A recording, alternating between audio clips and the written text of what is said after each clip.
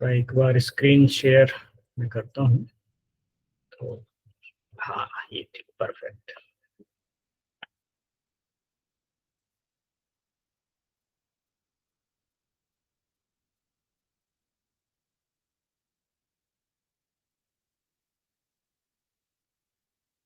मन ही मन गुरुजी को प्रणाम करते हुए आज की क्लास शुरू करते हैं। इसका टॉपिक है हाई बीपी।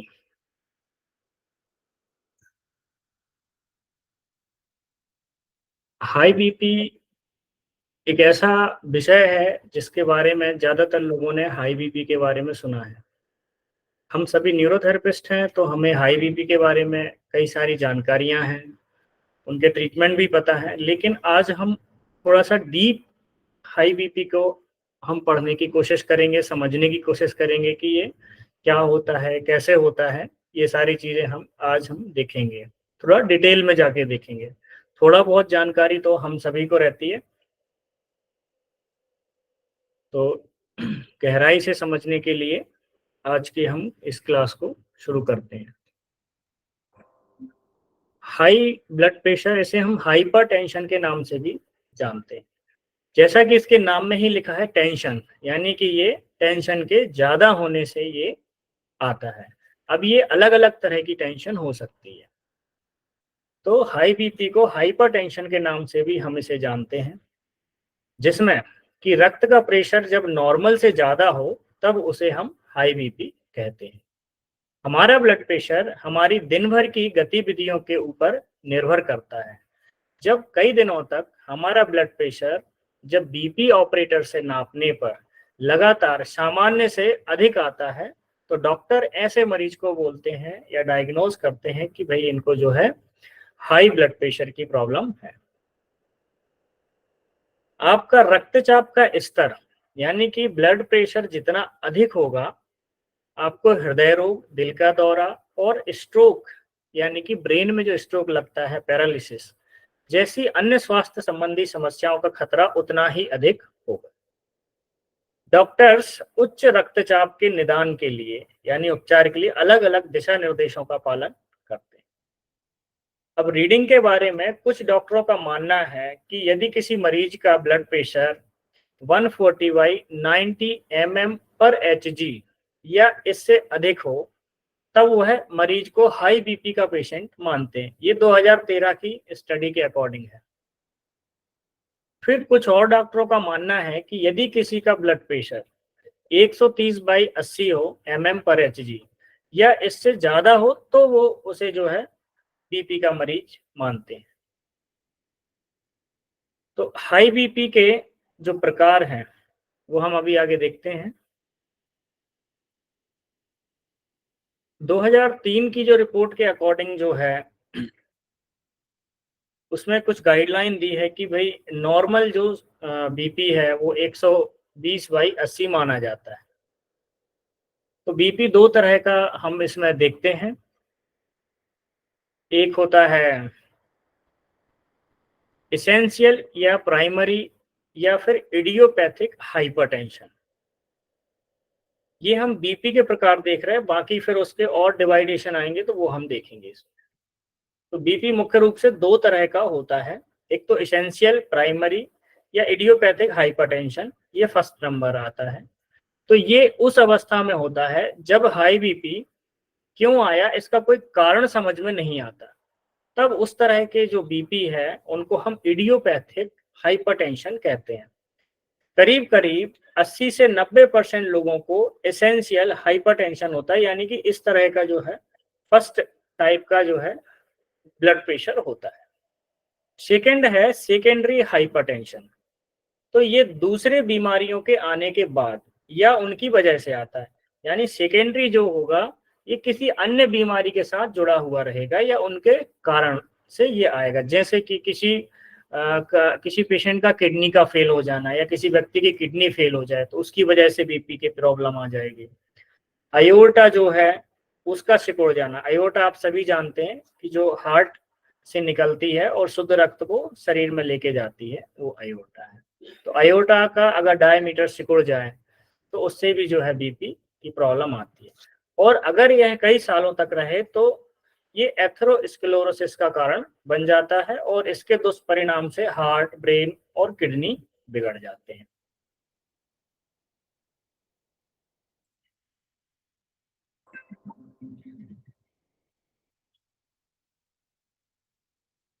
आपके सामने एक पिक्चर है, इसमें आप देख सकते हैं कि जो नॉर्मल ब्लड वेसल्स है उसका साइज देखिए आप, उसकी जो आर्टरी की वॉल है वो नॉर्मल है, और जब किसी को बीपी होता है तो उसकी जो वॉल जो है ना आर्टरी की, वो उसमें थिकनेस आनी शुरू हो जाएगी, और जितनी ज़्यादा थिकनेस बढ़ेगी, चाहे वो कोलेस्ट्रॉल के कारण हो या किसी अन्य कारण से हो, तो वह थिकनेस के कारण जो है बीपी हाई होता है। इसको आप ऐसे समझ सकते हैं कि जैसे मान लो कोई पानी की पाइप है, तो उसमें एक नॉर्मल ब्लड पानी का फ्लो रहता है। अगर हमें उसके फ्लो को और तेज करना है तो हम क्या करते हैं, उसके ओपनिंग की तरफ उसको थोड़ा सा दबा देते हैं, तो प्रेशर हाई हो जाता है। तो इसी तरह से अगर किसी कारण से आर्टरी की जो वॉल है या आर्टरी का जो डायामीटर है वो कम हो जाए किसी भी कारण से, तो व्यक्ति का ब्लड प्रेशर बढ़ जाता है। आगे बढ़ते हैं।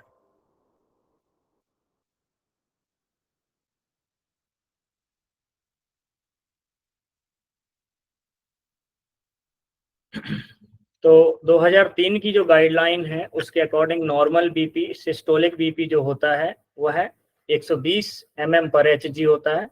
डायस्टोलिक बीपी जो है 80 mm पर एचजी होता है, 80 से कम, 80 या 80 से कम।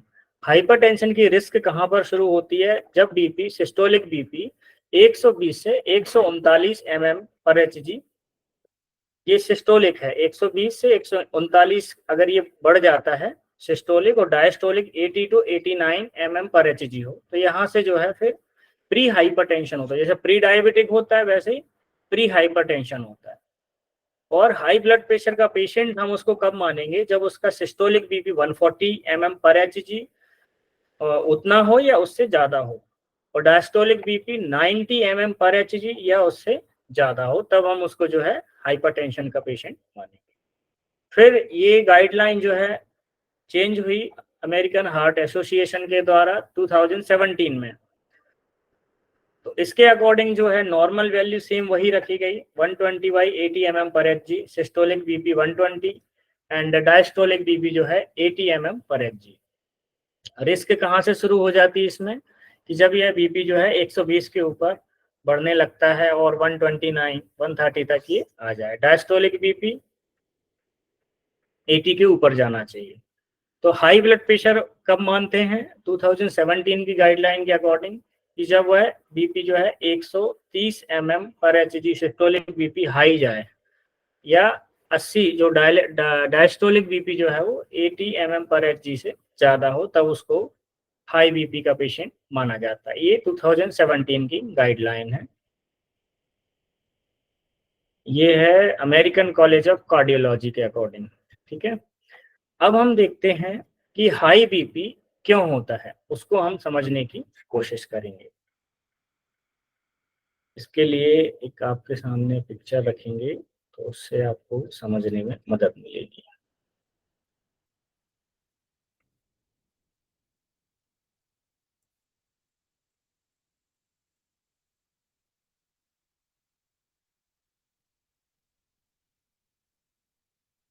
हाँ, हम सभी ने पढ़ा होगा सिंपैथेटिक नर्वस सिस्टम और पैरासिम्पैथेटिक पैरासिम्पैथेटिक नर्वस सिस्टम। किसी किसी ने अगर नहीं पढ़ा है तो हम आज थोड़ा सा उसको ज्यादा डिटेल में नहीं, लेकिन हाँ उसको समझने की कोशिश करेंगे। लेकिन इसका अनुभव हम सभी ने किया होगा, भले हमने पढ़ाई नहीं की लेकिन अनुभव हमने किया होगा। तो हाई बीपी क्यों होता है, इसके कुछ चीजों को हम समझने की कोशिश करते हैं। तो जब किसी अचानक इमरजेंसी का सामना करना पड़े, तो जो सिंपैथेटिक नर्वस सिस्टम है शरीर को भिड़ने या भागने के लिए मदद करता है। सिंपैथेटिक नर्वस सिस्टम के उत्तेजित होने से इसके नर्व एंडिंग द्वारा एड्रिनल मेडुला से नॉर एपिनेफ्रिन निकलता है। सिंपैथेटिक नर्वस सिस्टम के अंतर्गत क्या आएगा, नॉर एपिनेफ्रिन आएगा। जैसा कि आप पिक्चर में भी देख रहे होंगे, यहाँ पर सिंपैथेटिक नर्वस सिस्टम के जो भी हैं यहाँ पर आप देख सकते हैं, एक तरफ सिंपैथेटिक नर्वस सिस्टम है, एक पैरासिम्पैथेटिक नर्वस सिस्टम है।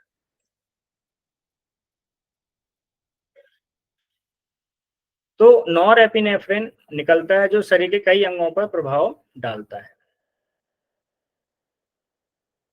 ताकि शरीर उस परिस्थिति से सामना करने के लिए या तो हम जो है वहां से भागेंगे या उससे हम लड़ेंगे। तो इसका मुख्य परिणाम क्या होता है कि एक तरफ आप देखिए यहाँ पर पैरासिम्पैथेटिक नर्वस सिस्टम में और सिंपैथेटिक नर्वस सिस्टम में दिखाया गया है कि एक तरफ है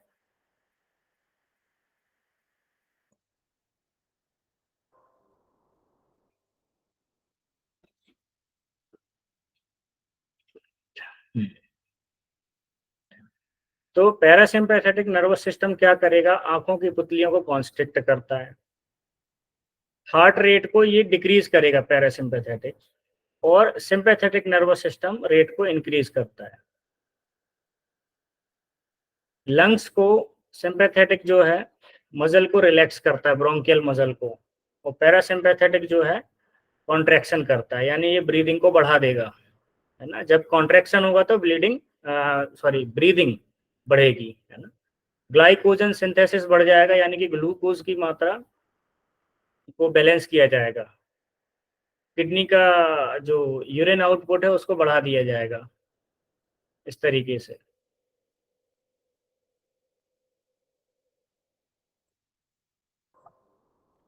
तो इसका एक मुख्य परिणाम होता है कि हृदय की गति को तेज कराना, जिससे कि बीपी हाई हो जाता है।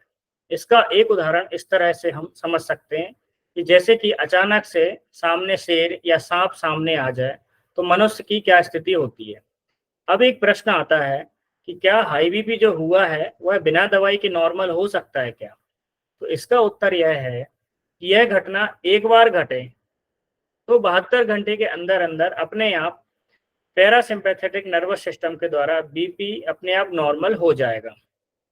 ठीक इसके विपरीत अगर व्यक्ति बात बात पर टेंशन ले या एक्साइटेड हो जाए तो उस स्थिति में सिंपैथेटिक नर्वस सिस्टम एक्टिव रहेगा और पैरासिम्पैथेटिक नर्वस सिस्टम को ठीक से काम करने के लिए मौका नहीं मिलता है, तो उस व्यक्ति का परमानेंटली बीपी हाई रहेगा। तो इसमें क्या लिखा है यहाँ पर देखिए कि अगर हमेशा एसएनएस हमेशा एक्टिव रहेगा, सिंपैथेटिक नर्वस सिस्टम, और उसको रिलैक्स नहीं मिल पाएगा 72 घंटे के अंदर, बार बार हम टेंशन लेंगे, तनाव लेंगे तो वो रिलैक्स नहीं हो पाते हैं केमिकल, जिसके कारण जो है हमेशा हार्ट बीट बढ़ी रहेगी, हमेशा घबराहट और इस तरीके की चीजें उस व्यक्ति को होगी। तो अगर सिंपैथेटिक नर्वस सिस्टम हमेशा एक्टिव रहेगा तो इसकी वजह से जो है उस व्यक्ति को परमानेंटली बीपी हाई रहता है। अगर 2-3 दिन में एक बार टेंशन ले तब तो 72 घंटे में शरीर उसको नॉर्मल कर लेगा, लेकिन हम रोज में दिन में ही हम कई बार अगर टेंशन लेंगे तो वो हमेशा ही एक्टिव बना रहेगा, ओवर एक्टिव होता रहेगा। तो उसको रिलैक्स होने के लिए जो दूसरा केमिकल बनना चाहिए वो उसको प्रॉपर रिलैक्स नहीं कर पाएगा, क्योंकि ये घटना बार बार घट रही है, तो फिर बॉडी उसको स्टेबल कर देगी। तो पैरासिम्पैथेटिक नर्वस सिस्टम क्या है, उसको नॉर्मल रखने में मदद करेगा, एसएनएस हमेशा एक्टिव रहेगा। तो इसके अलावा क्या हो सकता है कि अगर एड्रिनल मेडुला में, हम सभी जानते हैं एड्रिनल मेडुला में एड्रिनेलिन और नॉर एड्रिनेलिन केमिकल बनते हैं, इनका दूसरा नाम क्या है, एपिनेफ्रिन और नॉर एपिनेफ्रिन बनते हैं। तो अगर एड्रिनल मेडुला में किसी तरह का ट्यूमर हो जाए तो इनकी जो मात्रा है एपिनेफ्रिन और नॉर एपिनेफ्रिन ज्यादा मात्रा में निकलने से पेरिफेरल ब्लड वेसल सिकुड़ जाते हैं और बीपी हमेशा ऐसे व्यक्ति का हाई ही रहेगा। अब फिजियोलॉजी के आधार पर गुरुजी ने गहराई तक जाकर अपने एक अनोखे ओरिजिनल दृष्टिकोण से एक अनुपम उपचार की खोज की। वह इस प्रकार है, जिसे हम देखेंगे कि हमारे पाचन संस्थान को सही से काम करने के लिए पैरासिम्पैथेटिक नर्वस सिस्टम का काम करना जरूरी है। जो हमारा पैरासिम्पैथेटिक नर्वस सिस्टम है, सिंपैथेटिक नर्वस सिस्टम है, इसका हमारी इंटेस्टाइन के साथ बहुत ही गहरा संबंध है। तो इसके बारे में जब हम डिटेल में चर्चा करेंगे उसके लिए एक अलग ही टॉपिक रहेगा, तो उस पर मैं बताऊंगा। यहाँ पर हम थोड़ी मोटी मोटी चीजें समझने की कोशिश करेंगे। तो हमारे पाचन संस्थान को सही से काम करने के लिए पैरासिम्पैथेटिक नर्वस सिस्टम का काम करना बहुत जरूरी है। उसका एक मुख्य काम है कि पाचक अंगों को सही समय पर रक्त का प्रवाह बढ़ा देना। अगर पैरासिम्पैथेटिक नर्वस सिस्टम का काम बिगड़ जाए तो खाना कैसे पचेगा। और ऐसे पेशेंटों के नाभि के ऊपर सीवियर दर्द रहता है, जो गैस ओनली वाला जो पॉइंट है, गैस ओनली, गैस आई, वहां पर ऐसे पेशेंटों में अक्सर दर्द मिलता है। तो इस दर्द का मुख्य कारण है कि उसके इंटेस्टाइन को ठीक से रक्त नहीं मिल रहा है, जिससे खास तौर से डियोडिनम और जेजुनम, डियोडिनम और जेजुनम क्या है, स्मॉल इंटेस्टाइन के दो पार्ट हैं। तो डियोडिनम और जेजुनम बिगड़े रहते हैं, जिस कारण उनके शरीर में सेक्रेटिन और सीसी के हार्मोन अपना कार्य नहीं कर पाता है। अगर सीसी के को मुख्य रूप से देखें तो वह गॉल ब्लैडर को उकसाता है। तो अगर वह सही से कार्य ना करे तो डाइजेशन बिगड़ा हुआ रहेगा ही। तो इस वजह से जो है, अगर उनका डाइजेशन भी बिगड़ा हुआ है तब भी जो है ब्लड प्रेशर हाई रह सकता है।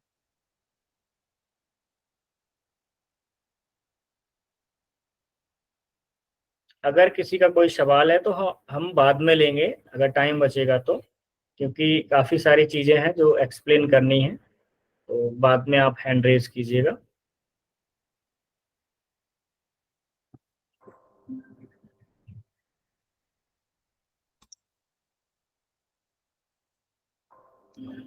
बीपी मापने के यंत्र का नाम है स्फिग्मोमेनोमीटर, और ये बीपी दो तरह का होता है, सिस्टोलिक बीपी और डायस्टोलिक बीपी। हमने ऊपर चर्चा की थी जैसे कि नॉर्मल,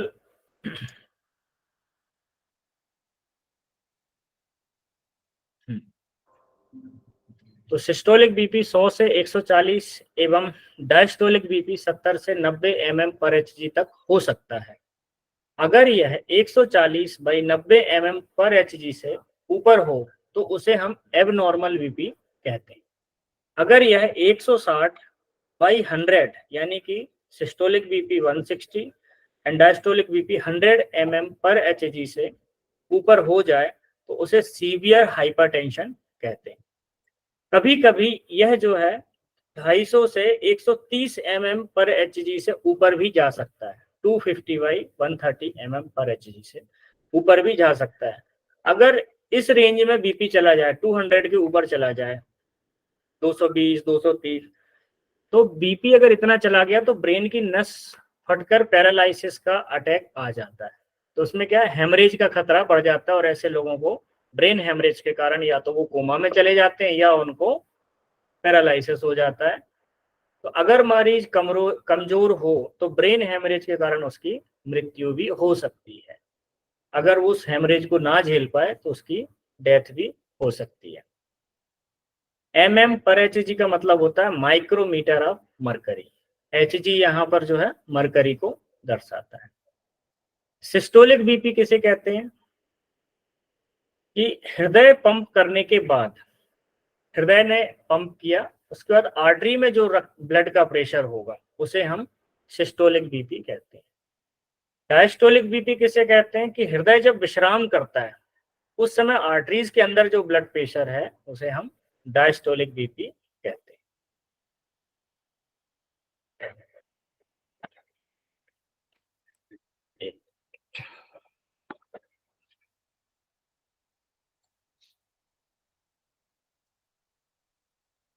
मुझे थोड़ा इसको चार्ज करना पड़ेगा, जस्ट अ सेकेंड।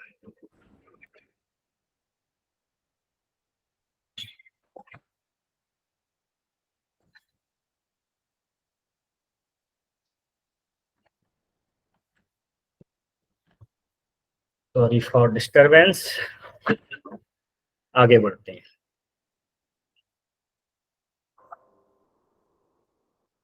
तो हमने देखा सिस्टोलिक बीपी और डायस्टोलिक बीपी। आमतौर पर सिस्टोलिक बीपी और डायस्टोलिक बीपी से 40 पर एचजी से ज्यादा होता है। सिस्टोलिक बीपी जो है, इनके दोनों के बीच में डिफरेंस जो है 40 पर एचजी का होता है। अब हृदय चक्र से ब्लड प्रेशर का क्या संबंध है, अब हम उसे समझने की कोशिश करते हैं।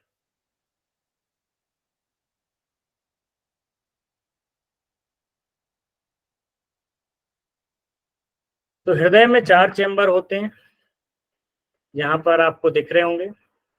ये राइट एट्रियम है, ये लेफ्ट एट्रियम है, ये राइट वेंट्रिकल है और ये लेफ्ट वेंट्रिकल है। ठीक है,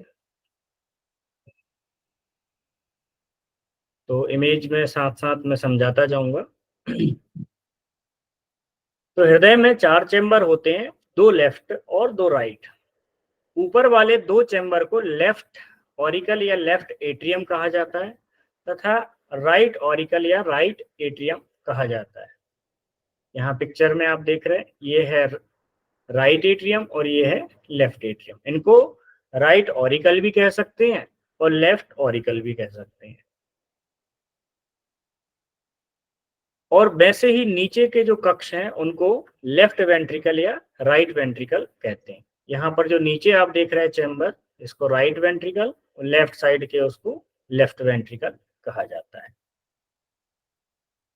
ऊपर के दोनों चैम्बर द्वारा हृदय के अंदर रक्त प्रवेश करता है और नीचे के दोनों कक्ष यानी दोनों वेंट्रिकल से खून हृदय से बाहर निकलता है। देखिए यहाँ पर जो है इंफीरियर वेना कावा के थ्रू और सुपीरियर वेना कावा के थ्रू राइट एट्रियम में ब्लड आएगा और यहां से ये वेंट्रिकल के अंदर जाएगा। और इस तरफ क्या है, जो शुद्ध रक्त है पल्मोनरी वेन के थ्रू जब ये शुद्ध रक्त आता है यहाँ पे लेफ्ट एट्रियम में, तो ये आएगा यहाँ लेफ्ट एट्रियम, फिर यहाँ से जाएगा लेफ्ट वेंट्रिकल में। तो ये 2 जगह से हृदय के अंदर रक्त आ रहा है, एक तो यहाँ से इंफीरियर और सुपीरियर वेना कावा के थ्रू यहाँ पे रक्त आ रहा है, ठीक है, और यहाँ पर जो है पल्मोनरी वेन के थ्रू जो है यहाँ पर रक्त आता है। यहाँ पर शुद्ध रक्त आता है और यहाँ पे अशुद्ध रक्त आता है, ये डिफरेंस है। तो 2 जगह पे रक्त आ रहा है, दोनों ऊपर के चैम्बर में। ऊपर का पहला चैम्बर ये है, दूसरा चैम्बर ये है। राइट एट्रियम और लेफ्ट एट्रियम दोनों में जो है ब्लड शरीर से हृदय की तरफ आता है, ठीक है, अलग अलग। एक तरफ शुद्ध रक्त आता है, दूसरी तरफ अशुद्ध रक्त आता है। और नीचे के जो 2 चैम्बर हैं इनसे रक्त जो है शरीर में जाता है।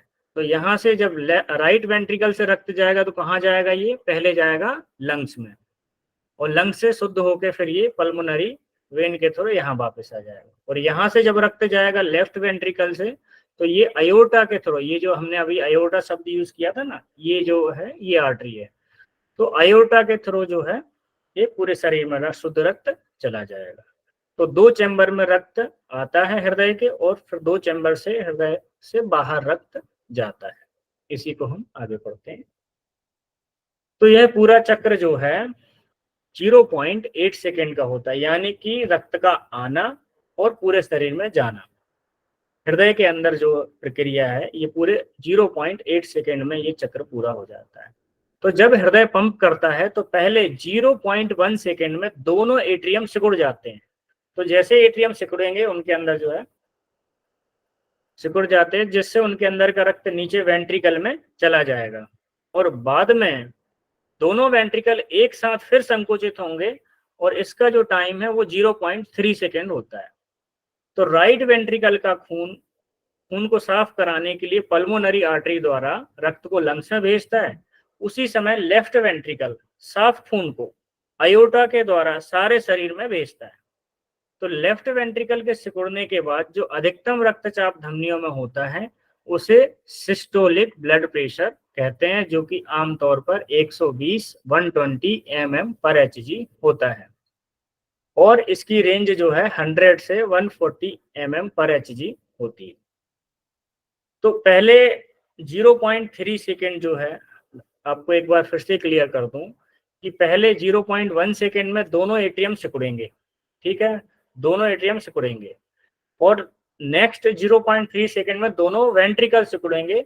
तो एक जो राइट वेंट्रिकल है वो लंग्स में ब्लड भेज देगा और जो लेफ्ट वेंट्रिकल है वो शरीर में अयोर्टा के थ्रू भेज देगा। तो 0.4 सेकेंड यहाँ पर समय लग गया। अब जो अगले 0.4 सेकेंड के लिए क्या होता है कि दोनों एट्रियम और वेंट्रिकल पूर्ण रूप से विश्राम की अवस्था में होते हैं, यानी कि टोटली रिलैक्स, वो भी कितना 0.4 सेकेंड के लिए। तो इस समय रक्त का प्रेशर सबसे कम होगा और इस समय धमनियों के अंदर के रक्तचाप को डायस्टोलिक बीपी कहते हैं। यह साधारणतः 80 mm पर Hg होता है। इसकी रेंज 70 to 90 mm पर Hg तक हो सकती है। तो इस तरह हमारे बीपी की नॉर्मल रेंज होगी 120/80 mm पर Hg। आगे बढ़ते हैं। हृदय 1 मिनट में 72 से 75 बार धड़कता है। ये जो धड़कन है इसको हार्ट रेट कहा जाता है। तो हृदय की गति या हार्ट रेट कई चीजों पर निर्भर करती है। ऑटोनोमस नर्वस सिस्टम जो है रक्त में सर्कुलेट होने वाले केमिकल हैं। ऑटोनोमस नर्वस सिस्टम में ये आपका पैरासिम्पैथेटिक, सिंपैथेटिक नर्वस सिस्टम आ जाता है। तो इससे हृदय का हार्ट रेट कम ज्यादा हो सकता है। रक्त में सर्कुलेट होने वाले केमिकल के कारण जो है हमारा हार्ट रेट बढ़ सकता है। शारीरिक व्यायाम या टेंशन, तनाव की स्थिति में भी जो है हमारा हार्ट रेट बढ़ जाता है। उम्र के हिसाब से भी जो है हार्ट रेट कमता है, बढ़ता है। जैसे बच्चों का हार्ट रेट ज्यादा होता है, बड़ों का थोड़ा कम होना शुरू हो जाता है। और शरीर का टेम्परेचर, तो उससे भी जो है हार्ट रेट कम या ज्यादा होता है। तो इन चीजों पे हमारे हार्ट रेट निर्भर करते हैं। बीपी का होना निम्नलिखित बातों पर निर्भर करता है। वो कौन सी बातें हैं जिनसे कि बीपी कम या ज्यादा हो सकता है? तो पहली चीज है कि हृदय से निकाली गई रक्त की मात्रा जितनी अधिक होगी बीपी उतना ही अधिक होगा। अगर हार्ट रेट ज्यादा बढ़ जाए तो दोनों बीपी एकदम से बढ़ जाएंगे। नेचुरल है कि अगर हार्ट ज्यादा पंप करेगा तो ब्लड का प्रेशर अपने आप बढ़ जाएगा। तो पहली कंडीशन तो ये है कि हृदय से निकाली गई रक्त की मात्रा जितनी अधिक होगी बीपी उतना ही अधिक होगा। दूसरा है कि शरीर में जितना रक्त है अगर वह किसी कारण से घट या बढ़ जाए तो बीपी कम या ज्यादा हो सकता है। जैसे कभी एक्सीडेंट होता है किसी भी व्यक्ति का, तो शरीर से क्या है अचानक से रक्त ज्यादा बह जाता है तो बीपी एकदम से लो हो जाता है। ठीक है।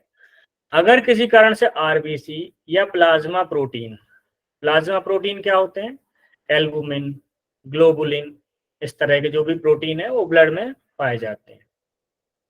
तो अगर किसी कारण से आरबीसी या प्लाज्मा प्रोटीन की संख्या खून में बढ़ जाए तो रक्त क्या गाढ़ा हो जाएगा। तो जिससे आगे की ओर रक्त को धकेलने के लिए हृदय को अधिक जोर लगाना पड़ सकता है और इससे क्या बीपी बढ़ जाएगा। यानी कि रक्त का किसी भी तरह से अगर गाढ़ा हो जाए, वो चाहे प्लाज्मा प्रोटीन हो, आरबीसी का बढ़ना हो या फिर एसिडोसिस, अगर रक्त गाढ़ा हो जाए किसी भी कारण से, पानी कम पिए, तो उस वजह से भी जो है बीपी बढ़ सकता है। अगला है कि रक्त में कोलेस्ट्रॉल की मात्रा अधिक हो तो ब्लड वेसल के अंदर रक्त की गति में रुकावट पैदा होती है जो बीपी बढ़ने का मुख्य कारण होता है। मैंने आपको एक पिक्चर अभी दिखाई थी, ये देखिए। तो अगर ये जो प्लेक है ये कोलेस्ट्रॉल का बनता है यहाँ पे, तो अगर ये बढ़ जाए शरीर में तो ये आर्टरीज के अंदर जो है जमना शुरू हो जाएगा, जिससे क्या है आर्टरी का साइज छोटा हो जाएगा और ब्लड प्रेशर बढ़ जाता है। इसलिए डॉक्टर जो है इसके लिए क्या है लिपिड प्रोफाइल कराते हैं, जिसमें हमें कोलेस्ट्रॉल की बारे में पता चलता है कि वो जो है कितनी मात्रा में शरीर में है, नॉर्मल रेंज में है या ज्यादा है। तो रक्त में कोलेस्ट्रॉल की मात्रा अगर अधिक हो जाए तो ब्लड वेसल के अंदर रक्त की गति में रुकावट पैदा होती है, जिससे कि ये भी एक जो है बीपी बढ़ने का मुख्य कारण है। अगला है कि किसी कारण से ब्लड वेसल्स सिकुड़ जाते हैं तो भी बीपी हाई हो जाता है, और अगर डायलेट हो जाए तो बीपी कम हो जाता है। जैसे सिकुड़ने वाले, हमने किडनी के बारे में जब हम पढ़ रहे थे तो उस समय हमने एंजियोटेंशन के बारे में पढ़ा था। तो एंजियोटेंशन क्या करता है? एंजियोटेंशन नंबर 2 सारी ब्लड वेसल को सिकुड़ देता है, जिससे बीपी हाई हो जाता है। एक्सरसाइज और टेंशन से सिस्टोलिक बीपी एकदम से बढ़ जाता है। अगर आप एक्सरसाइज कर लें या बहुत ज्यादा स्ट्रेस में हो तो घबराहट होती है, तो इससे क्या होगा सिस्टोलिक बीपी बढ़ जाएगा, यानी कि हार्ट रेट बढ़ेगा। हार्ट रेट बढ़ेगा तो ब्लड वॉल्यूम ज्यादा पंप होगी, तो उससे क्या है बीपी बढ़ जाएगा। फिर छठवा है कि भय, किसी तरह का भय हो, डर हो, चिंता हो, दर्द हो और गुस्सा करने से भी कई लोगों का बीपी बढ़ जाता है और कई लोगों का बीपी कम भी हो जाता है। ऐसा भी होता है तो हम आप लोगों ने देखा होगा घरों में अचानक, हर ज़्यादातर घरों में कोई ना कोई एक ऐसा पर्सन होता है जिसके बारे में हम कहते हैं भाई इसको ज़्यादा परेशान मत करो, इसका बीपी हाई हो जाता है, इसको चक्कर आ जाते हैं, इसका बीपी लो हो जाता है। तो इसमें भय हो, डर हो, चिंता हो, गुस्सा हो, दर्द हो, तो इनसे भी जो है हमारा बीपी फ्लक्चुएट होता है, कम या ज़्यादा होता है। अब बीपी को नॉर्मल रखने का कार्य कौन कौन से अंग करते हैं, तो हम उनके बारे में समझते हैं। ये थोड़ा सा डीप है लेकिन समझना बहुत ज़रूरी है, क्योंकि आप सभी मेडिकल के स्टूडेंट हैं, देखा जाए तो हम सभी एनाटॉमी फिजियोलॉजी पढ़ते ही हैं, तो हमें ठीक से इसको समझना बहुत ज़रूरी है। तो कौन कौन से ऐसे ऑर्गन हैं, अंग हैं जो कि बीपी को नॉर्मल रखने में हेल्प करते हैं। अगर ये अंग प्रॉपर काम नहीं करेंगे तो बीपी जो है नॉर्मल नहीं रहेगा। तो हम आगे पढ़ते हैं। ब्रेन के मेडुला और पोन्स के अंदर, मेडुला ब्रेन में यहाँ पर होता है ना, ब्रेन के अंदरूनी हिस्से में। तो ब्रेन के मेडुला और पोन्स के अंदर बहुत से न्यूरॉन्स होते हैं, है ना। मेडुला के ठीक ऊपर पोन्स का एरिया आता है। आप जब क्लास से फ्री होंगे तब आप इंटरनेट पे जाकर सर्च कीजिए, आपको मिलेगा।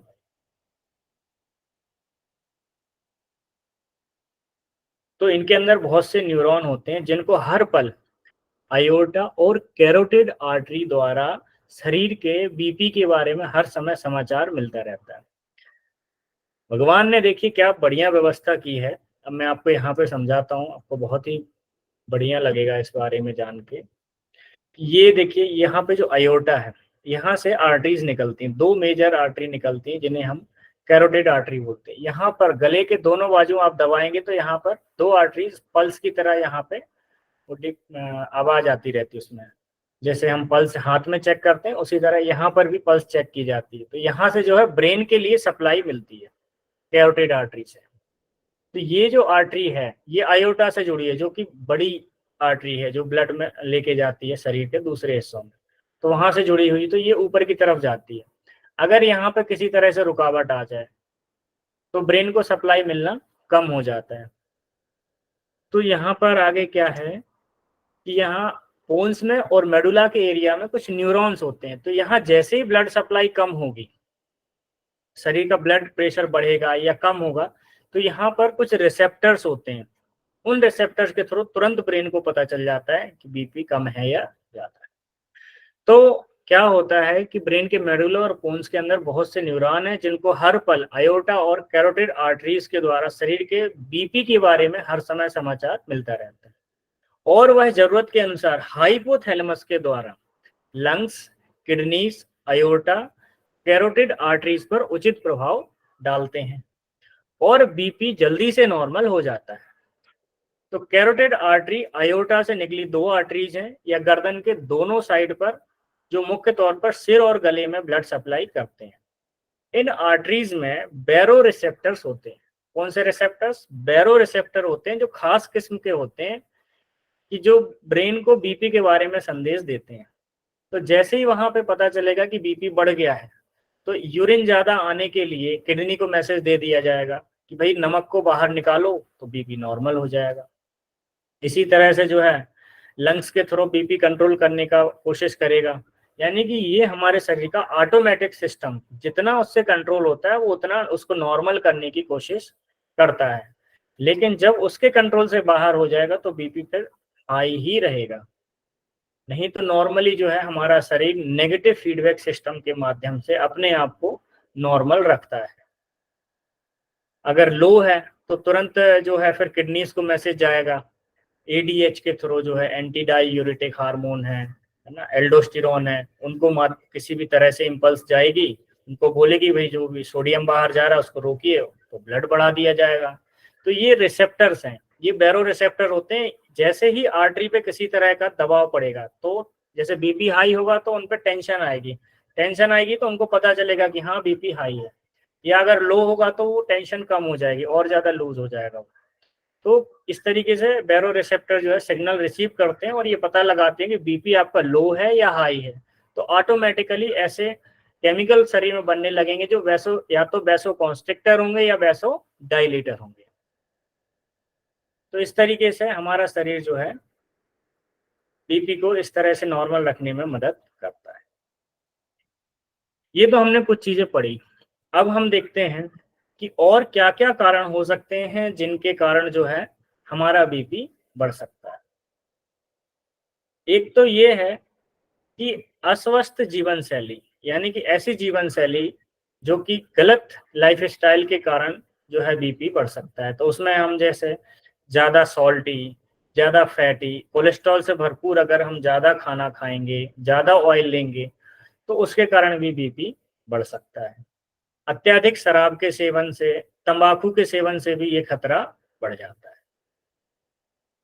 दूसरा है जेनेटिक्स। अगर हमारी फैमिली हिस्ट्री में हमारे दादाजी को, हमारे चाचा जी को, हमारे पिताजी को अगर ब्लड प्रेशर की प्रॉब्लम है तो 90% चांस है कि आपको भी वो आ सकता है। लेकिन इसमें एक चीज ये है कि अगर जिस लाइफ स्टाइल को वह लोग फॉलो करते थे, अगर आप उस चीज को चेंज कर देते हैं तो आपको हो सकता है वह बीमारी कुछ कई सालों के बाद में आए, उतनी जल्दी नहीं आएगी। तो अगर लाइफ स्टाइल, एक हेल्दी लाइफ स्टाइल आप अगर अपनाते हैं तो उससे जो है बीपी आपको नहीं भी आ सकता, इसकी भी संभावना है, भले वह जो है जेनेटिकली आपके फैमिली में रहा।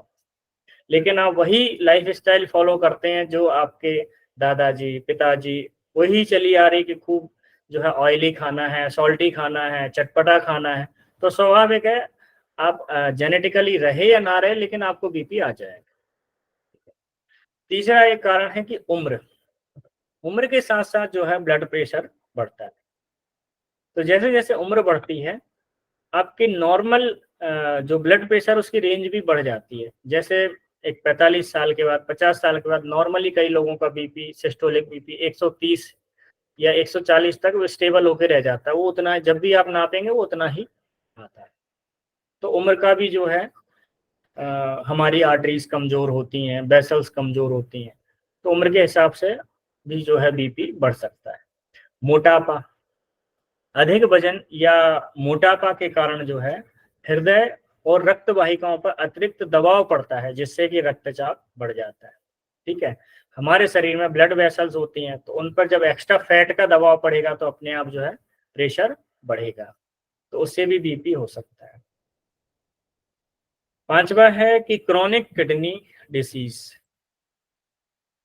CKD, chronic kidney disease. तो इसमें क्या होता है कि जो हमारी किडनी है वो डैमेज अगर होना शुरू हो जाए, वो प्रॉपर जो है ब्लड का फिल्टर ना करें, तो उसके कारण जो है शरीर में बॉडी फ्लूइड और इलेक्ट्रोलाइट का बैलेंस डिस्टर्ब हो जाता है। उसके कारण क्या है, मान लो आपका सोडियम बाहर नहीं निकला, दूसरे जो हार्मफुल केमिकल है, यूरिया है या इस तरीके की चीजें हैं, वो ब्लड में बढ़ जाती हैं।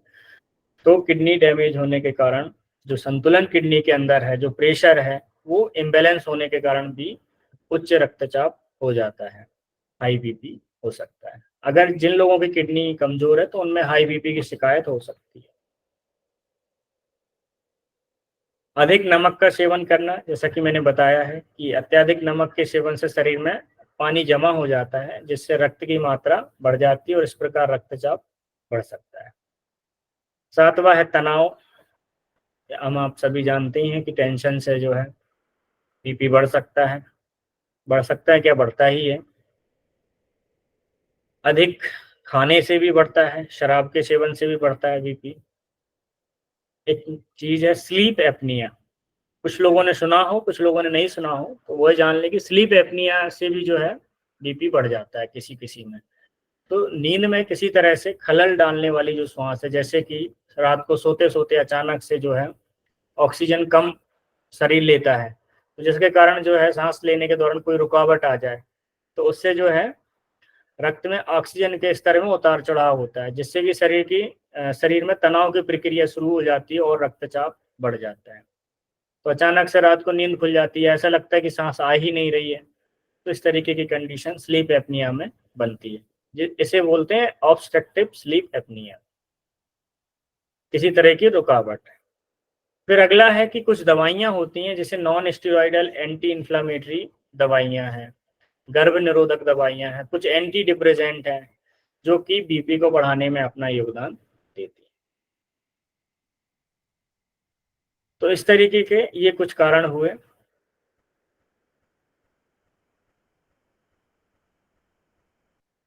अब हम देखते हैं हाई बीपी के लक्षण क्या-क्या होते हैं।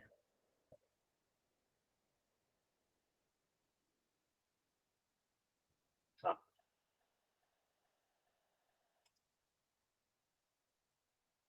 तो उच्च रक्तचाप, जैसे उच्च रक्तचाप जो है उसके कारण जो है कई तरह के सिम्पटम्स आ सकते हैं। तो इसे साइलेंट किलर भी कहा जाता है, क्योंकि ये आमतौर पर हम तब तक ध्यान नहीं देते जब तक कि कोई लक्षण हमको दिखने ना लगे, और जब तक कि यह गंभीर या जीवन घातक स्थिति पे नहीं पहुंचता है तब तक हम जो है उसके बारे में उतने कंसर्न नहीं होते हैं।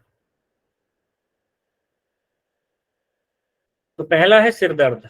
लगातार या गंभीर हेडेक बना रहता है, सर में दर्द रहता है।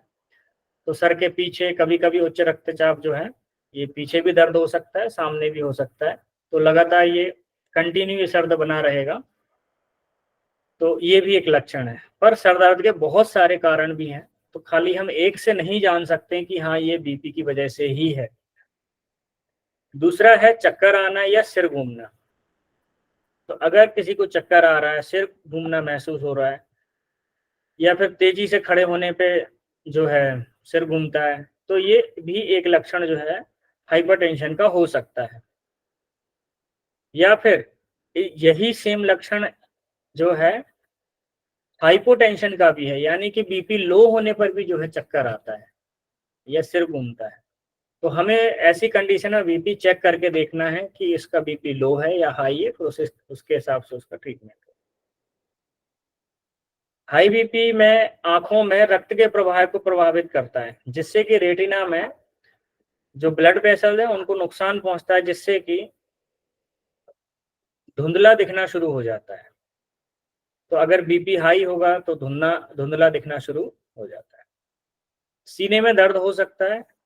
हालांकि सीने में दर्द आमतौर पर दिल का दौरा या एंजाइना जैसी समस्याओं से जुड़ा है, लेकिन अगर अनियंत्रित हाइपरटेंशन है तो कभी-कभी सीने में आपको असुविधा या जकड़न जैसा फील हो सकता है।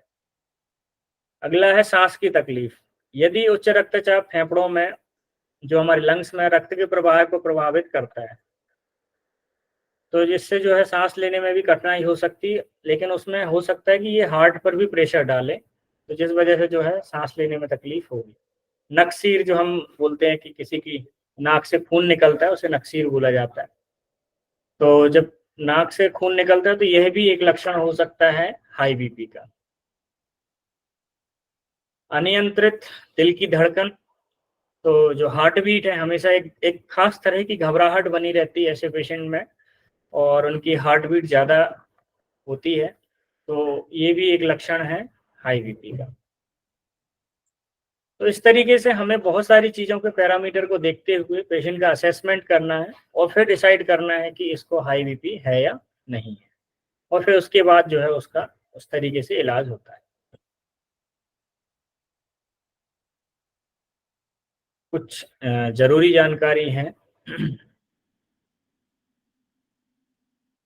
ब्लड प्रेशर की जो समस्या है बहुत ही संवेदनशील होती है, जिसके लिए सही इलाज करना आवश्यक है। ब्लड प्रेशर की समस्या कई प्रकार के विकार और मौत को बुलावा दे सकती है। इसीलिए विशेषज्ञ यह मानते हैं कि ब्लड प्रेशर रीडिंग सही तरीके से लेना चाहिए। अगर आप ब्लड प्रेशर से डायग्नोस किए गए हैं तो आपको नियमित समय पे जो है, जो पेशेंट होते हैं उनको हमेशा अपनी बीच भी कभी-कभी जो है ब्लड प्रेशर की रीडिंग लेनी चाहिए। सामान्य तौर पर ब्लड प्रेशर की रीडिंग हम अपने बाएं हाथ से नापते हैं और उसी के अनुसार अपनी रीडिंग नोट करते हैं। मगर कई शोध के अनुसार यह पता चला है कि ब्लड प्रेशर की रीडिंग सिर्फ बाएं हाथ से नहीं बल्कि दाएं हाथ से भी लेनी चाहिए। तो विशेषज्ञों का यह मानना है कि दोनों हाथ से ब्लड प्रेशर की रीडिंग लेने से कई और बीमारियों का पता चलता है, जो पेशेंट के लिए हानिकारक साबित हो सकती है।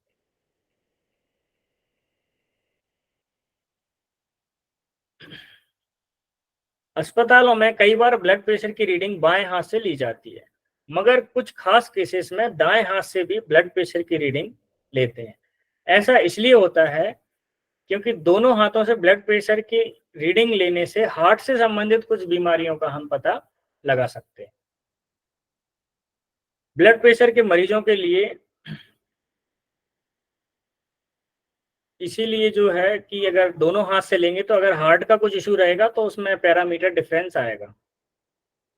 तो अगर आपके एक हाथ की रीडिंग हाई नोट की गई है तो आपके डॉक्टर दूसरा मेजरमेंट ले सकते हैं। वहीं अगर दूसरे हाथ से कम रीडिंग नोट किया गया तो आपके डॉक्टर स्टेनोसिस और डिसेक्शन जैसी अन्य परेशानियों के लिए जांच कर सकते हैं। तो इसमें ध्यान देने वाली बात यह है कि अगर आपके दोनों हाथों की रीडिंग में मरकरी का 10 mm का फर्क है तो वह नॉर्मल है।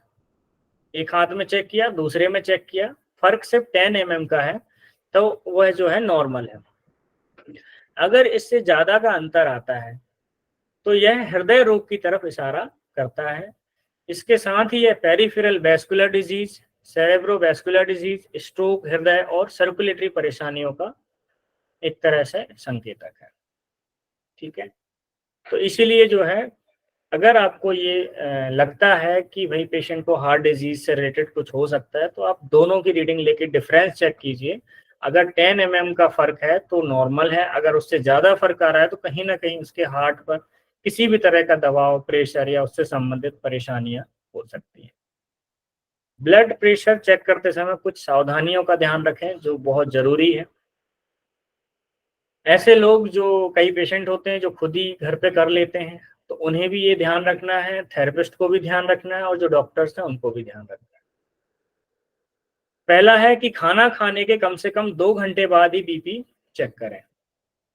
पहली चीज कि खाना खाने के कम से कम 2 घंटे बाद बीपी चेक करें। एक्सरसाइज करने के बाद कैफीन कैफीन वाले जो ड्रिंक्स हैं जैसे चाय, कॉफी या सिगरेट पीने के कम से कम 30 मिनट के बाद ही बीपी नापना चाहिए। खाना खाने के 2 घंटे बाद, एक्सरसाइज, कैफीन, ड्रिंक्स, चाय, कॉफी, सिगरेट वगैरह ये सब का 30 मिनट का गैप आपको देना है। ब्लड प्रेशर चेक करते समय बात नहीं करनी चाहिए, इससे रीडिंग ऊपर नीचे हो सकती है। इसीलिए बीपी चेक करने से पहले कुछ देर पेशेंट को बोलें कि रिलैक्स होकर बैठिए, फिर ब्लड प्रेशर चेक करें। या तो उसका लेटी हुई अवस्था में आप चेक कर सकते हैं या बैठे हुए, पर उसको रिलैक्स होना जरूरी है। अगर वो रिलैक्स नहीं होगा तो रीडिंग ऊपर नीचे हो सकती है। बीपी की रीडिंग लेने वाले कफ को त्वचा पर लगाएं और कपड़े पर लगाने से रीडिंग सही नहीं आएगी। तो कोशिश ये हो कि डायरेक्ट कपड़े पे ना लगा के हम जो है सीधा हाथ में यहाँ पर लगा दें उसको, तो उससे परफेक्ट रीडिंग आएगी। अगला है कि जब भी बीपी चेक करें तो अपने बाजू को हार्ट के लेवल पर ही रखने की कोशिश करें। कुर्सी के हैंडल पर या टेबल पर अपने बाजू को टिका सकते हैं। इस तरीके से हाथ ऐसा आप रख सकते हैं, जैसे कुर्सी पे आप रख दीजिए उसको टिका के, पर हाथ जो है लेवल पर होना चाहिए। अगला है 5 मिनट से पहले एक हाथ में बीपी एक से ज्यादा बार ना नापें। दोनों हाथों में ब्लड प्रेशर की रीडिंग लें। जिस हाथ की रीडिंग ज्यादा हो उसे ही सही रीडिंग माने। दिन में अलग अलग समय बीपी रीडिंग अलग अलग हो सकती है, इसीलिए एक ही समय पर बीपी को नापने की कोशिश करें। अगला है, एक रिसर्च के मुताबिक 3 मिनट के गैप में 3 बार ब्लड प्रेशर नापना चाहिए। ऐसा करने से बीपी की रीडिंग सही आती है। इसलिए सिर्फ एक बार ही ब्लड प्रेशर की रीडिंग लेकर उसे सही नहीं मानना चाहिए। कुछ केसेस में आप ऐसा कर सकते हैं कि आपको लगता है कि बीपी एबनॉर्मल है तो आप 3 मिनट के गैप से 3 बार आप चेक करके देख लें, तो जो रीडिंग आएगी वो सही आएगी। कुछ अन्य उपयोगी सलाहें हैं जो पेशेंट्स को ध्यान रखनी है, या जो ऐसे लोग जो बीपी से परेशान हैं उनको, उनके लिए है ये सलाह। अगर बीपी को ठीक करना है तो उनके लिए कुछ टिप्स हैं, उसके बाद फिर हम न्यूरोथेरेपी ट्रीटमेंट की चर्चा करेंगे। पहला है, मरीज को, ऐसे लोग जो बीपी से परेशान है उनको सफेद नमक कम लेना चाहिए, उसकी जगह सेंधा नमक का प्रयोग करें। दूसरा है, हफ्ते में 3 बार नमक वाले पानी से नहाएं, लेकिन यह पानी सिर में नहीं डालना। तीसरा है कि कम से कम 50 से 60 उल्टे कदम रोज चलना चाहिए। इससे भी जो है बीपी कम रखने में मदद मिलती है। अगला है कि अगर हाई बीपी अगर किसी को हो जाए तो तुरंत दाहिनी नासिका, जो राइट वाली नॉस्ट्रिल है, 20 मिनट के लिए जो मेडिकेटेड कॉटन आती है उस रुई से जो है बंद कर देनी चाहिए और लेफ्ट नाक से सांस लेनी चाहिए। ये जो है राइट नाक, ये सूर्य नाड़ी है और ये चंद्र नाड़ी है। तो राइट जो है दाहिनी नासिका को आप बंद कर देंगे। तो इस प्रक्रिया में 20 मिनट के बाद आप रुई निकाल सकते हैं। तो 20 मिनट तक आपको लेफ्ट से ही सांस लेना है। तो 20 मिनट के बाद आप देखेंगे कि कम से कम 10 से 20 पॉइंट बीपी जो है कम हो जाता है। और अगर और कम करना है या इस ये प्रक्रिया जो है आप दिन में 4-5 बार भी कर सकते हैं। अगली चीज जो मरीजों को ध्यान देना है वो है घी और घी से बनी हुई वस्तुएं कम मात्रा में प्रयोग करनी चाहिए ताकि उनका कोलेस्ट्रॉल लेवल मेंटेन रहे। ज्यादा कोलेस्ट्रॉल नहीं होना चाहिए, ज्यादा कोलेस्ट्रॉल भी जो है बीपी को बढ़ाता है। अगला है रात में खाना खाने के आधे घंटे बाद 1000 कदम कम से कम चलना है। ये ध्यान देने वाली बात है कि खाना खाने के आधे घंटे के बाद तुरंत नहीं चलना है। अगर खाना खा के आप तुरंत चलेंगे तो हार्ट पे प्रेशर बढ़ता है, क्योंकि हमने खाना खाया तो शरीर का ज्यादातर रक्त जो है खाने को पचाने के लिए पेट की तरफ आ जाता है। और एकदम से अगर आप उठ के दौड़ने लगे या चलने लगे तो हार्ट को वो ब्लड तुरंत अपनी तरफ खींचना पड़ेगा और पूरे शरीर में पैरों की तरफ भेजना है अलग अलग। तो उससे जो है हृदय पे प्रेशर आता है, जिससे कि हार्ट अटैक आने की संभावना बढ़ जाती है। ये एक पॉइंट है जो गुरुजी ने बताया था कि कान के अंदर जो छोटी उंगली है, जो छोटी वाली उंगली है, इसको डालकर ऊपर नीचे 3-3 बार ऊपर नीचे आजू बाजू दबाना है। इससे भी जो है बीपी कम करने में मदद मिलती है।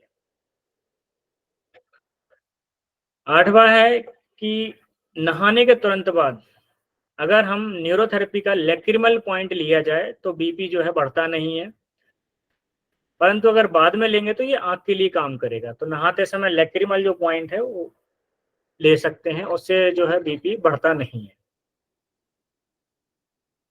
अगर छाती में दर्द हो रहा है, चेस्ट में पेन हो रहा है, चेस्ट से इधर जबड़े की तरफ पेन जा रहा है या लेफ्ट साइड बाजू में दर्द हो रहा है, तो उस समय आपको एक भी कदम नहीं चलना है। वहीं पे आपको बैठ जाइए और आराम करें और अपने जो डॉक्टर से संपर्क करें। और उस समय लेफ्ट साइड की सबसे छोटी उंगली जो है, लेफ्ट साइड की सबसे छोटी उंगली को थोड़ा जोर जोर से दबाएं, तो इससे जो है राहत मिलेगी चेस्ट पेन में। लेकिन अपने डॉक्टर को संपर्क करना ना भूलें, क्योंकि ये हार्ट अटैक के सिम्टम्स भी हो सकते हैं। अगला है सोते समय पहले बाईं करवट में लेटकर 4 श्वास लेना है, फिर दाईं करवट लेटकर 8 श्वास लेना, सॉरी, पहले बाईं करवट में लेट के 4 श्वास लीजिए, फिर सीधा लेट के 8 श्वास लीजिए और फिर दाईं करवट में लेटकर 16 श्वास, यानी 4, 8, 16। पहले लेफ्ट में, फिर सीधा और फिर दाईं करवट में लेटकर 16 श्वास। ऐसा करने से ब्लड प्रेशर की बीमारी आने की संभावना कम हो जाती है। अगर जो भी व्यक्ति रात को इस तरीके से करके सोएगा तो रात को जो है एक तो नींद भी अच्छी आएगी और उसका बीपी जो है कंट्रोल में रहेगा। अगर किसी का बीपी बहुत ज्यादा बढ़ गया है, कम नहीं हो रहा है, तो ऐसी सिचुएशन में क्या करना चाहिए कि उसको चारपाई पे लिटा के जो सर के तरफ जो है, जो चारपाई के 2 पैर होते हैं उसके नीचे एक एक ईंट रख दीजिए, जिससे ब्लड फ्लो जो है पैरों की तरफ चला जाएगा। तो उससे हेमरेज का खतरा कम हो जाएगा। ठीक है। तो क्योंकि अगर ब्रेन की तरफ रक्त संचार बढ़ेगा, बीपी हाई होगा, तो हेमरेज होने के चांसेस बढ़ जाएंगे। तो सिचुएशन अगर ऐसी है, क्रिटिकल है या कम ही नहीं हो रहा है, तो उस समय क्या करें, ये जो है थोड़ा सर को ऊपर की तरफ कर दें। उससे अच्छा है ये चारपाई के नीचे आप 2 लगा दीजिए ईंटें उसके सर की तरफ, दोनों पैरों के नीचे। तो उससे जो है ब्लड फ्लो पैरों की तरफ चला जाएगा। अगला है ऐसे व्यक्ति को पानी 1 या 2 गिलास एक साथ एकदम से नहीं पीना चाहिए, इससे हार्ट पर प्रेशर आता है। हाई बीपी वाले मरीज को आधा पौना घंटे के बाद आधा गिलास पानी पीता रहे, थोड़ा थोड़ा करके पिए। ऐसे पेशेंट जो हाई बीपी के हैं तो उनका यूरिन आउटपुट बढ़ाने की कोशिश करनी चाहिए। यूरिन आउटपुट बढ़ेगा तो जो है बीपी मेंटेन रहेगा। तो इसके लिए उनको कभी कभी ये ऐसी चीजें खानी चाहिए, ऐसी सब्जियां हैं जिनमें पानी वगैरह ज्यादा मात्रा में पाया जाता है, जिनसे यूरिन आउटपुट बढ़ता है, उन चीजों का सेवन करना चाहिए। जिससे कि सोडियम बाहर निकल जाए। ठीक। न्यूरोथेरेपी ट्रीटमेंट, अभी हम यहाँ से न्यूरोथेरेपी ट्रीटमेंट के बारे में पढ़ेंगे। ये न्यूरोथेरेपिस्ट के लिए है।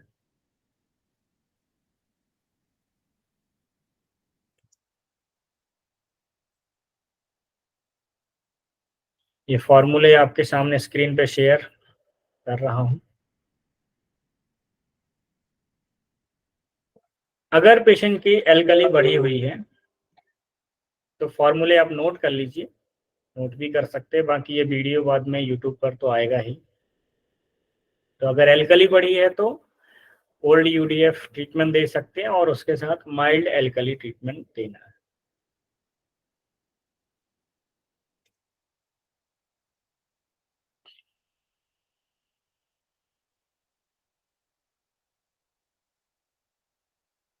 दूसरा ट्रीटमेंट है कि अगर ब्लड प्रेशर हाई होने के साथ अगर पेट खराब हो, अपचन हो, तो normal treatment as a normal neurotherapy का ट्रीटमेंट दे सकते हैं।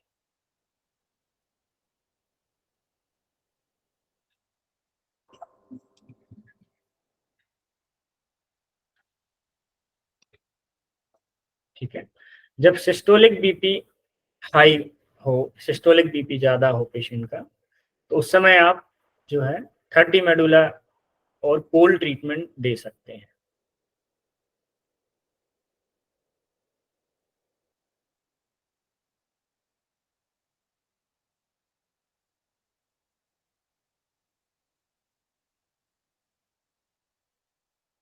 अगला है, अगर डायस्टोलिक बीपी ज़्यादा हो तब आप पी हेपरिन इंटू 2 दे सकते हैं।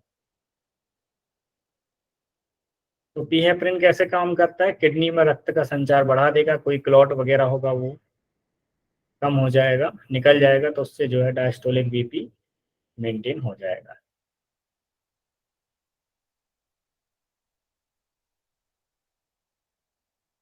अगला है कि जब सिस्टोलिक और डायस्टोलिक बीपी हाई हो, दोनों बीपी हाई हो, तब हम जो है उल्टा किडनी क्लियर देंगे।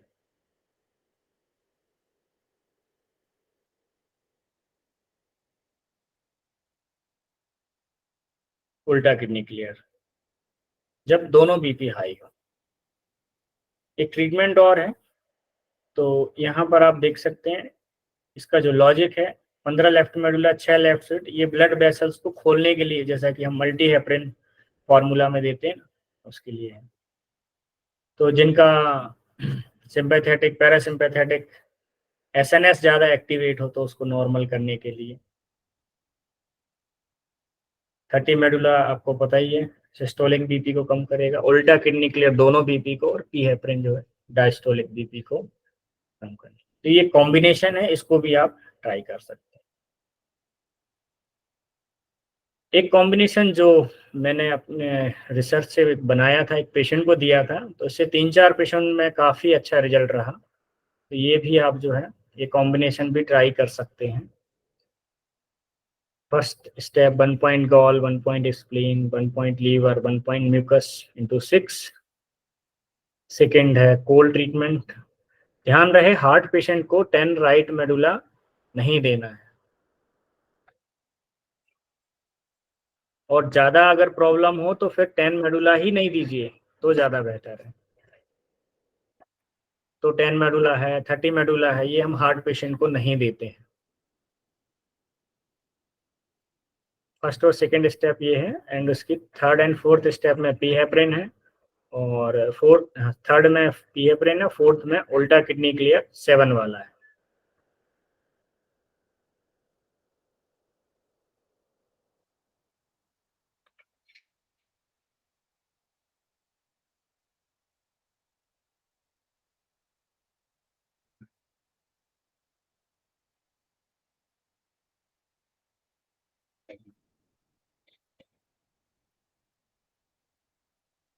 ठीक है, आपने लिख लिए होंगे। तो अभी कुछ और 2-3 छोटे छोटे पॉइंट हैं, वो और मैं बता के फिर हम कंप्लीट करते हैं इसको।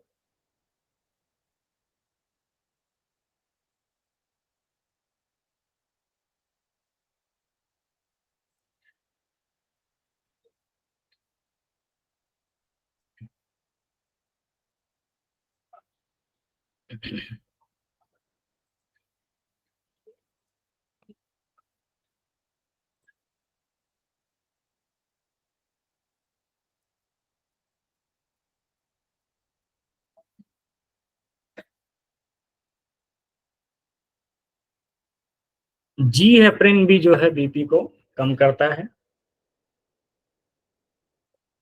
ये आप नोट कर लीजिए। बाकी जो लोग क्लास ज्वाइन करे हैं तो उनको नोट्स तो मिल ही जाएंगे। दूसरा है राइट विटामिन फॉर्मेशन से भी बीपी कम होता है।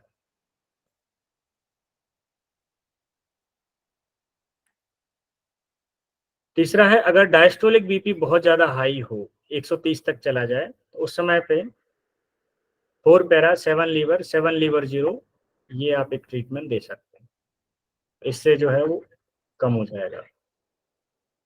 और अगर नॉरएपिनेफ्रिन के कारण बीपी बढ़ रहा है, उसको एडिनल मेडुला में कोई इशू है, किसी भी माध्यम से वो ज़्यादा ट्रिगर हो रहा है नॉरएपिनेफ्रिन, तो उसके लिए फर्स्ट डे 10 पेन इंटू 3 देना है और सेकेंड डे कोल्ड ट्रीटमेंट देना है।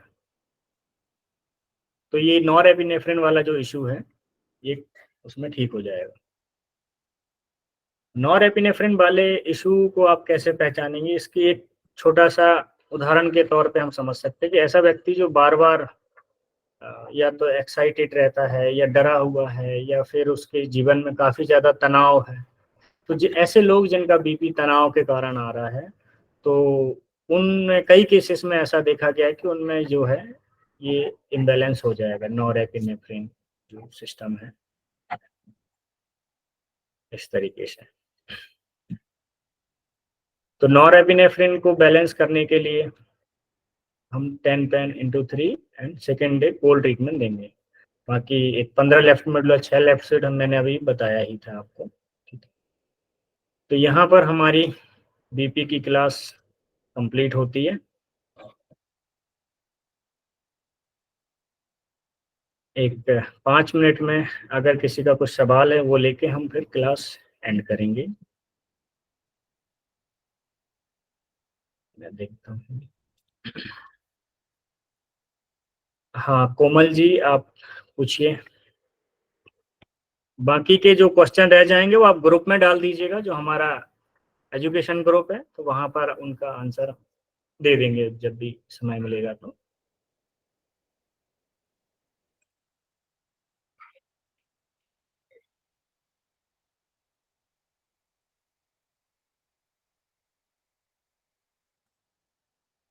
हाँ अभी आप अपने को अपना माइक ऑन कर लीजिए कोमल जी। हाँ जी, नमस्ते सर। नमस्ते मैडम। सर मेरा एक था क्वेश्चन कि अगर जैसे कईयों को बीपी की प्रॉब्लम है पर वो एल्कलाइन नहीं होते, म्यूकस में ही दर्द होता है, तो फिर क्या करना चाहिए? उस समय आप 30 मेडुला दे दीजिए। अच्छा, तो 30 जरूरी नहीं है कि हमें एल्कलाइन का ही? ना, उस बहुत सारे रीजन, इसीलिए तो हमने कई सारे रीजन पे चर्चा की कि अच्छा। जरूरी नहीं है कि ये तो हमारा न्यूरोथेरेपी का कॉन्सेप्ट है ना, एल्कली और एसिडिक का। हाँ जी। बाकी इसके और भी तो कारण हो सकते हैं, स्ट्रेस है, कोई डर है, कोई चिंता है, या किसी तरह से और भी कई कारण जिनकी हमने चर्चा की है, तो हमें उन कारणों की तरफ भी तो ध्यान देना पड़ेगा। ठीक है। और सर जैसे कि किसी का डायबिटीज होता है, ऊपर का बीपी सही होता है, फिर? तो इसकी हमने यहाँ चर्चा की है ना कि अगर ऊपर का सही है और डायस्टोलिक बढ़ रहा है तो हम फिर पीहेपरिन दे देंगे उसको। अच्छा हाँ। और सर जैसे कि एज वेरीफाई करती है बीपी में? हाँ कई बहुत, लोग। हाँ हाँ तो बहुत मायने रखता है, उम्र भी काफी मायने रखती है उसके लिए। तो कितना मानना चाहिए? जैसे अभी 60 इयर्स की लेडी आती है, उसको 140 नॉर्मल है? हाँ ऐसे पेशेंट के लिए 140 तक नॉर्मल माना जा सकता है। अच्छा। उसके लिए आप कुछ दिन कंटिन्यू रीडिंग चेक करें, एक 1 वीक 3-4 डेज, तो आपको समझ में आ जाएगा। और वो भी ये चीज है कि भाई नॉर्मल हम तब कहेंगे कि जब पेशेंट को कोई प्रॉब्लम ना हो, उस रेंज में रहने के बावजूद भी, तब उस पेशेंट के लिए तो वो नॉर्मल है। अच्छा, जी। ठीक है sir, thank you. Okay madam.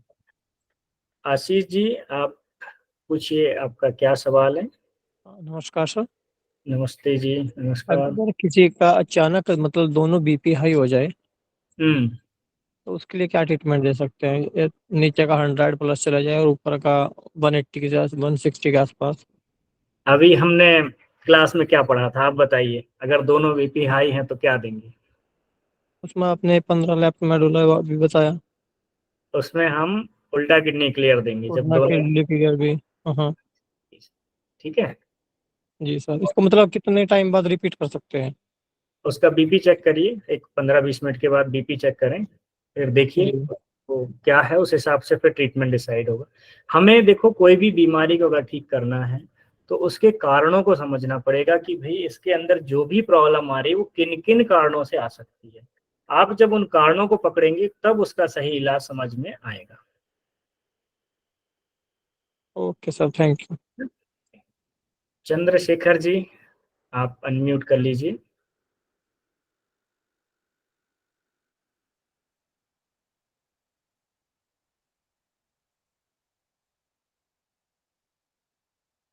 Okay, Chandrashekhar ji unmute नहीं कर पा रहे लगता है।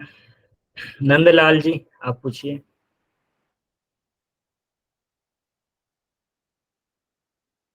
हेलो सर जी, नमस्ते। नमस्ते। हाँ सर जी, मैं ये कह रहा हूँ जैसे किसी का डिस्टोलिक बुक भी 130 से ऊपर हो तो सर आपने क्या ट्रीटमेंट बताया सर उसका? अगर डिस्टोलिक बीपी ज्यादा हो उसका हाँ, पी है प्रिन, पीएफिन सर जी। पी है प्रिन, पी पी पी है। Okay. Right vitamin formation sir जी, ये बीपी को कम करेगा सर? हाँ जी, राइट विटामिन, ये क्या है, उस तरफ फॉलिक एसिड का पॉइंट है ना अपना, हाँ जी, हाँ जी, तो हाँ जी। एसिड बढ़ा देगा शरीर में। Okay okay. ठीक है। वो सर जी, ये तनाव के कारण आपने बताया हो, यार किसी को तनाव के कारण और बीपी बढ़ रहा है तो अगर सर उसका तनाव के कारण है तो फिर हम जो है उसको ये दे सकते हैं, सेराटोनिन ट्रीटमेंट दे सकते हैं, पर उसमें ध्यान रखना है 6 ADR जो है किसी किसी का बीपी बढ़ा देता है। ओके तो ओके। उस समय हम जो है 8 मेडुला दे दें उनको जो है, तो 8 मेडुला से उनके थोड़ा सेरोटोनिन निकलेगा तो हाँ जी, हाँ स्ट्रेस कम हो जाएगा, है ना। जी, ठीक है। ठीक है। बाकी उनकी काउंसलिंग करें, उनको समझाएं कि भाई किस बात से उनको तनाव आ रहा है, उन चीजों को ध्यान रखना ज्यादा जरूरी है। जी, नमस्कार सर। हाँ जी, नमस्कार जी।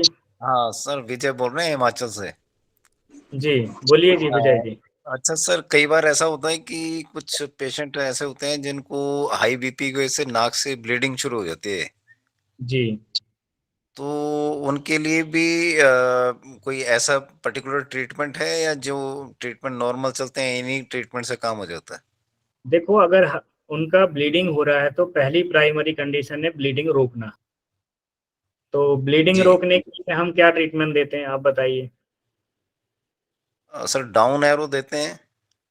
नहीं, उसके लिए हम सर देते फॉर हैं, थायराइड हम 1 गॉल 4 लीवर 8 थाइमस चेस्ट दे सकते हैं, है ना, 4 थायराइड के साथ, जिससे ब्लीडिंग रुक अच्छा जी। जाएगी। और फिर बाद में जी जो जी। है बीपी कम करने के। हम थाइमस टेस्ट भी दे सकते हैं सर? हाँ जी, हाँ जी, ओके सर, थैंक यू। फोर जी थाइमस टेस्ट भी दे सकते हैं, कोई प्रॉब्लम नहीं है, पर हम उसमें थायराइड भी देना जरूरी है। पर हाँ, एक चीज ध्यान रखिए कि अगर हार्ट प्रॉब्लम है तो कई बार थायराइड देने से पल्पिटेशन बढ़ जाता है, ऐसा जी हाइपर थायराइड के केसेस में भी देखा गया है। तो ये चीजें जी। ध्यान रखनी पड़ेंगी। जी ठीक है। ठीक है सर, धन्यवाद। नेक्स्ट क्वेश्चन लेंगे हम। हाँ, अ, नमो नमः सर। हाँ जी बोलिए जी। सर चंद्रशेखर सिंह दिल्ली से। हाँ जी बोलिए जी, हाँ चंद्रशेखर। सर, कुछ केसेस में देखा गया कि वो नॉर्मल सिस्टोलिक बीपी 120 है, डायस्टिक है 90-80 है, बट जी कुछ ऐसा केस होता है वो हाइपर हो जाते हैं सर, एक 160 चला जाता है, लेकिन जी, नॉर्मल उनका बीपी नॉर्मल रहता है, ऐसा क्यों होता है सर? ये तो सडन किसी तरह से, जैसे उनको कोई एक्साइटमेंट हो, डर हो, स्ट्रेस हो, उससे एकदम से सूट अप कर सकता है बीपी। ओके सर, वो कुछ लोग बोलते हैं सर इसे साइलेंट किलर बीपी भी बोला जाता है सर। हाँ हाँ, बिल्कुल बिल्कुल, जिसका हमें पता नहीं चलता है। कई लोगों को ऐसा ओके सर। रहता है 10-10 साल तक उनको बीपी की प्रॉब्लम है, उन्हें पता ही नहीं है कि उनको बीपी की प्रॉब्लम है, और उसके कारण उनकी किडनी डैमेज हो जाती है। उन्हें बाद में पता चलता है कि मेरी तो किडनी भी गई और बीपी भी हाई है। ऐसा भी होता है। तो अच्छा, ओके। तो इसका सर वो क्या नॉर्मल अपना डाइट मॉडिफाई करें और ये सब दें तो उससे मतलब क्योर हो सकता है? हाँ जी, हाँ जी, बिल्कुल क्योर हो सकता है। बीपी जो है काफी हद तक मेंटेन किया जा सकता है। तो इसके लिए वही है कि लाइफ स्टाइल को मेंटेन करें, थोड़ा स्ट्रेस से बचें, उसके लिए मेडिटेशन वगैरह है, योग का सहारा लें। और ओके बाकी हमारे न्यूरोथेरेपी ट्रीटमेंट तो है ही ऑलरेडी। ओके ओके, धन्यवाद श्रीमान, धन्यवाद सर। ओके जी। रीटा जी, आप अपना क्वेश्चन पूछिए, फिर उसके बाद क्लास हम एंड करेंगे। जी सर, नमस्कार। नमस्कार तो मैम। सर, कई पेशेंट जैसे मेरे पास आते हैं तो वो कहते हैं कि मेरे सिर के पीछे भी दर्द है, पूरी गर्दन में दर्द है, पूरी बाजुओं में दर्द है। जी तो वो कहते हैं हमें सर्वाइकल है, लेकिन जी मैं सर उनका जब बीपी चेक करती हूँ तो उनका बीपी हाई निकलता है। तो बिल्कुल ये बीपी की वजह हो सकती है, बिल्कुल। दर्द ये वगैरह जो है? देखो, अगर हमने अभी पढ़ा था कि अयोर्टा से निकलने वाली 2 आर्टरीज, जी कैरोटिड आर्टरीज, जो कि हमारी गर्दन में और सर में ब्लड सप्लाई लेके जाती हैं। तो जी अगर सर। बीपी हाई होगा तो इनके कारण भी जो है, बीपी हाई होने के कारण भी सर में दर्द हो सकता है, पीछे भी हो सकता है, आगे भी हो सकता है। जी सर। और अगर सर्वाइकल का पता लगाना है तो उसके लिए हम एक्सरे वगैरह करा सकते हैं, एमआरआई करा सकते हैं। अगर उनकी कोई पास्ट हिस्ट्री है आप एक्सरे करें। ठीक है। लास्ट क्वेश्चन सर, प्लीज एक सर, प्लीज। क्वेश्चन मेरा, लेकिन मैं वो ग्रुप में ही डालूंगी। आप ग्रुप वो में डाल दीजिए, फिर जी आराम से उसका जी, जवाब वो देंगे। सर बस यही थोड़ा सा बताना था कि एक थोड़ा सा मिराकल हुआ एक पेशेंट के साथ, जिसको हमने जी सिर्फ न्यूट्रल ट्रीटमेंट से, जिस पेशेंट को मैं ठीक कर रही थी, उन्होंने अपने घर में वो न्यूट्रल ट्रीटमेंट दिया, जो बिल्कुल अनकॉन्शियस हो गए थे और उनकी पूरी बॉडी जैसे अकड़ जाती है वो हो गई थी और बाथरूम में गिर गए थे। जी। तो उन्होंने जो, मैं उनको अपने क्लिनिक में ट्रीटमेंट दे रही थी उनकी बेटी को, चालू वो हो गई थी, घबरा बंद कर गए दी और तूने। उन्होंने वही ट्रीटमेंट न्यूट्रल उनको दिया 5-6 बार। तो एकदम ओके। वो, मतलब कि उनको होश आ गया और उनकी पूरी बॉडी ठीक हो गई पहले की तरह। वेरी तो गुड। जी सर, तो सर ये लास्ट क्वेश्चन प्लीज। हाँ बोलिए मानवी जी, ओके सर। बोलिए। सर मेरा बेटा है 11 साल का, लेकिन जी उसको 3 ईयर से सर नोज ब्लीडिंग होती है। जी। तो is it the reason of high BP या सर? उसका एसिड चेक कीजिए, एसिड बढ़ा होगा, उसकी बॉडी में हीट ज्यादा होगी, तो हीट के कारण जो है नोज ब्लीडिंग होती है। Sir in even then winters में भी, इन समर्स में भी, मतलब बहुत सेंसिटिव, नोज को अगर थोड़ा टच भी हो गया ना सर तो नोज ब्लीड होने लग जाता है। तो व्हाट शुड वहाँ आई डू सर? कैपिलरीज जो है वो कमजोर हैं, तो ओके कैपिलरीज को मजबूत करने का ट्रीटमेंट आपको बता दिया जाएगा, ग्रुप में डाल ओके देंगे। सर। ओके और सर। बाकी जो हीट है उसकी हीट कम करनी पड़ेगी। तो ऐसी चीजें दें जिनमें लिक्विड ज्यादा हो, जैसे खीरा है या ओके इस तरीके की जो भी चीजें जो शरीर को कूल डाउन करती हैं, तो ओके ओके इससे आपको काफी हेल्प मिलेगी। Okay sir. मतलब बीपी का तो सर इशू नहीं हो सकता ना? आप चेक करके देख लीजिए, वैसे बच्चों में बीपी की प्रॉब्लम होती नहीं है। वही तो सर। इसलिए ठीक है सर, मैं ठंडी तासीर वाली चीजें देने की ज्यादा कोशिश करूंगी। हाँ जी, हाँ जी, एंड बिल्कुल आप कैपिलरीज को मजबूत करने के लिए ट्रीटमेंट बता दिएगा। बिल्कुल बिल्कुल। थैंक तो यू सर, बहुत बहुत अच्छा सेशन था सर, बहुत सारे कॉन्सेप्ट्स क्लियर हो गए sir, thank you so much. जी ठीक है जी, यहाँ पर हम क्लास